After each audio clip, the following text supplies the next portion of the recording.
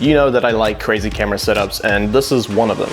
Boxes, boxes, I cannot fit in the boxes. Stop it, quitting was never an option. Exhausted, this passion is never exhausted.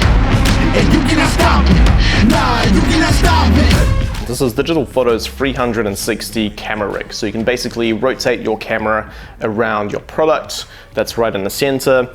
And it's very modular, which is really cool. We can attach lights. So we have the DigitalFoto P200 tube lights. So they rotate together with the rig. And I also mounted a transmitter. So I have everything showing on that screen over there. There's counterweights on the back, which helps to balance this rig. This entire setup is super smooth. So as long as you rotate it, everything's just gonna smoothly rotate and pretty much get the shot for you. So we are rolling on the GH6 in 100 frames per second, which makes this shot extra smooth. And up above, we have a softbox that just gives the scene a nice soft fill. So having the backlights is quite important. If you turn them off, you can see that the shot becomes quite flat and just very like one-dimensional.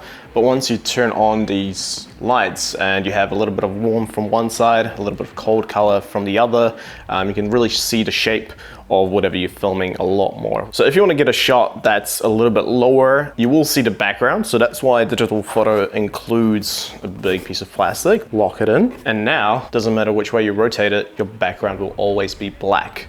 With a softbox like this, you might get quite a bit of spill on your background. So if you want to make the background a little bit darker, you can pop on a grid on your softbox, or you can just use a little mini panel that is very directional and it just shines the lights onto the middle here and it doesn't affect the background. So if you put your lights on a C-stand, you can give it a little bit of a movement.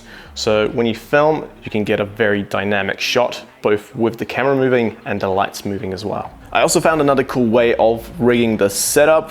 It involves taking this off and moving everything all the way to the right. So it's not a proper way of mounting this rig. So that's why we'll need 2 sandbags for the bottom, because it does get heavy on one side. So what I've done is move the entire setup all the way to the right, move the camera as high as it can go.